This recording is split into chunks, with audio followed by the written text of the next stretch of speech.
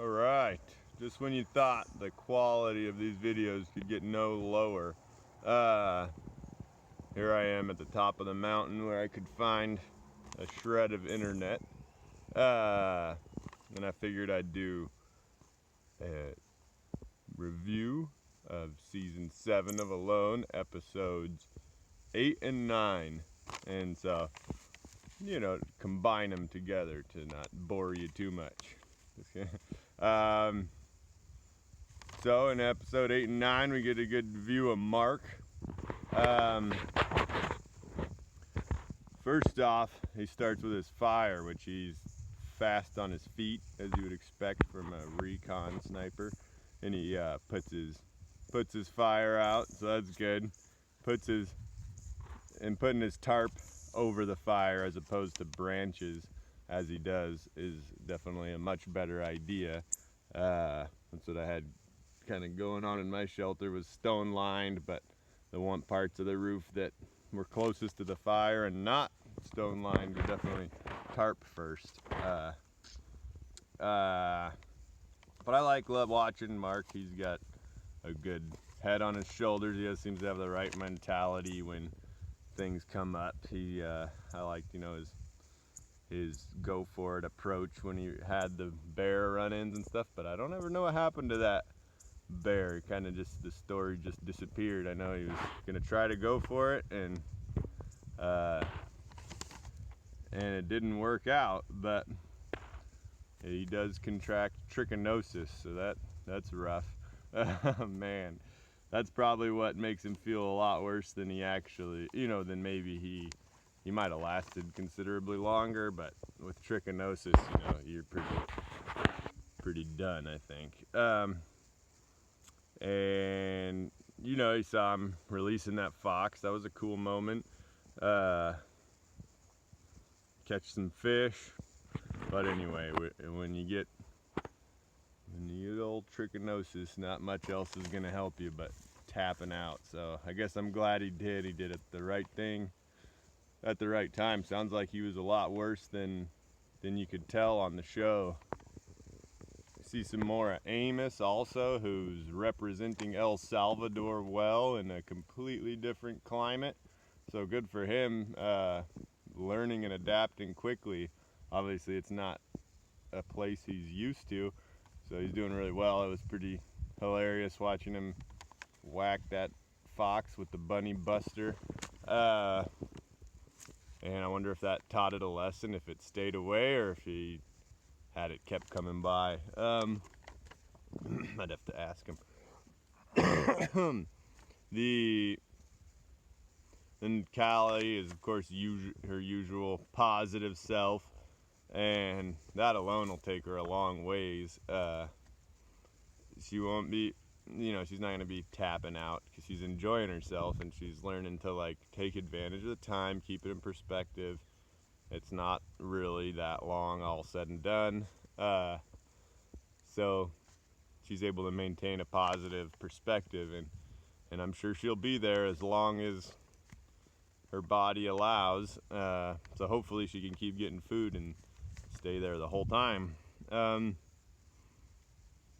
But she's really living in the moment, though she did, yeah, it's rough on those rabbits alone. I doubt that she can make 100 days, so I'm hoping she can get something a little more substantial, though she did match my 4 rabbit day, as did some other people. So see if anyone gets the coveted 5 rabbit day. No, but she's got a really good attitude, and I just think she'll be out there as long as her body allows, really. Don't see it really going any other way. And then we see Kai. She's tearing up the rabbits also, getting a bunch of them. Oh yeah. Then it just, yeah, which getting the rabbits seems real simple, but it really is. It shows that the people are getting out there, covering lots of ground, putting up lots of snares. They're not being lazy, so to get that many rabbits you have to have a lot of snares out, and good ones, especially to continue doing it day after day after day. So definitely shows that Kai and Callie and some of the others are really putting in some work. And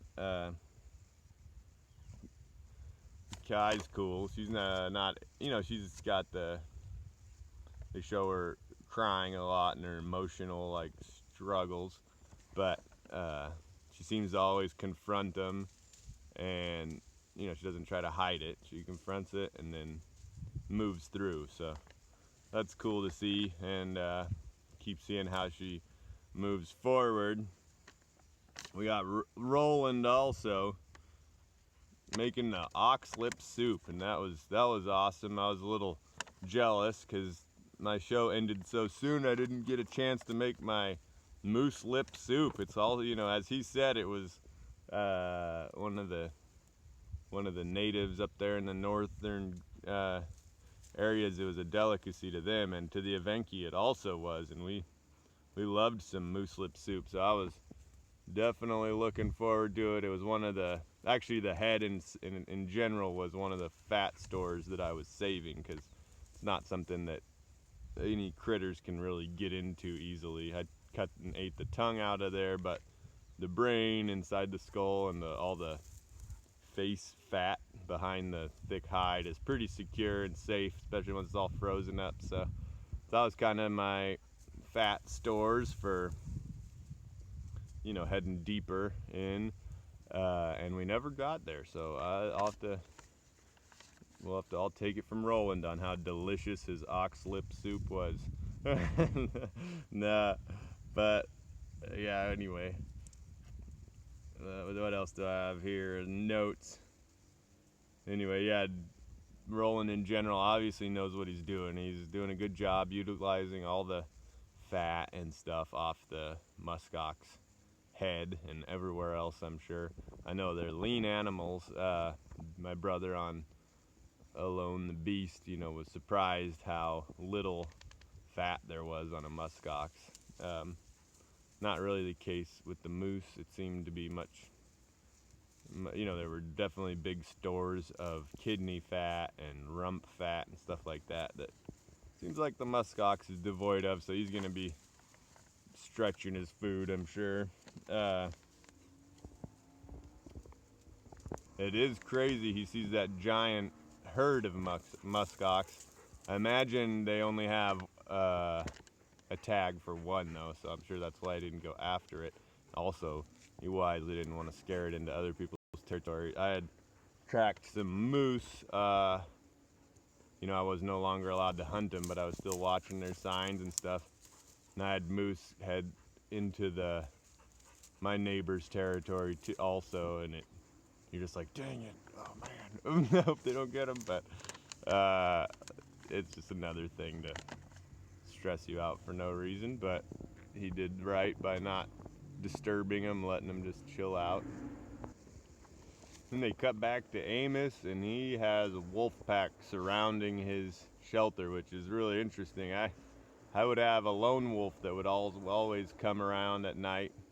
The nice thing about wolves is there's hardly any instances of them attacking people in modern times, so they're just not something to be that concerned about. But it is crazy to see them in the day. They're usually such wary animals, and there they are walking all around Amos's shelter. So he got some good video, and that's a pretty cool opportunity to see him, really. Then we go back to Callie, Roland. They both have, you know, Roland's trying to get his net down his slippery shore, and Callie, same thing, trying to get her little net she made in the water, which would be really nice, rather than waiting for freeze over. But man, those rocks, they do get slippery. Like, there are definitely times where you're walking, thinking, don't slip, and you slip anyways. It's just that slippery. I would actually take a can with some sand and ash and sprinkle it before me and around me when I was, where I was fishing at my fishing hole. So that's what allowed me to fish right up until freeze over. But man, it's slippery. I tell you what, yeah, even doing that, you'll get waves splashing onto the rocks and freezing right away, and you have to constantly re-sprinkle or it'll be slicker than snot. But of course, Callie's not gonna tap out because she got a cut above her eyebrow, so she does does the right thing and just washes it off and keeps going. And then you get Kai again fiending for chocolate, which I can relate to. I actually didn't have very strong cravings, but eating that moose marrow, I was thinking, man, it would be so good dipped in chocolate. And so I can relate. The one thing I did crave was my mom's Christmas cookies called Magic Squares, and it's basically chocolate, coconut, and sugar. So it was like carb blast is what you were feeling like. But you can tell Kai's just desperate for the weather to get cold, freeze over, get her out there fishing, obviously, because she knows the winter. She's not scared of it. But sure enough, it does. And what an awesome moment after almost 40 something days of fishing. She finally snags that fish out of the water, and you all saw it and you all know, but that was what a cool moment for her to have and for her to have captured. It's one of those things where you can't recreate that kind of joy, really. It's really hard to recreate in the modern world for whatever reason, but you couldn't buy a new Lamborghini or spend any amount of money to get you that excited where you're jumping around, clapping, singing. It's like, that's so cool. I had a few moments like that. I think when I got the moose, of course, when it died. I got the wolverine. When I caught the two biggest fish that I caught, they didn't show them, but both those were just as much fun as you can have. And then I remember feeling also really accomplished when I had finished my cache. So all those moments were moments kind of like, oh, and catching the pike in the fish net at the very end, because although I didn't know it was the very end, that was just something I really wanted to do after making that net. And all those moments were those types of moments where you're just so excited. And it's funny, in normal life you just don't get that many of those where you're that excited. So anyway, that was fun to see, and I could definitely relate to her joy. I hope she could keep catching more and keep it going. Yeah, good stuff. So it's down to 4 people, and it's something, I don't know if it's in the 40s or lower 50 days, so they're dropping pretty fast. But imagine as usual, the last few will hang on a long time. So it's gonna be a slog. It's gonna be getting pretty gnarly now, and it'll be 2 more episodes to get all the way to 100. It's gonna be crazy. They're gonna either pack it in or somebody doesn't make it or what. We'll see, but I think they can do it. Anyway, just wanted to give a few more thoughts on the last 2 episodes, and have a good one.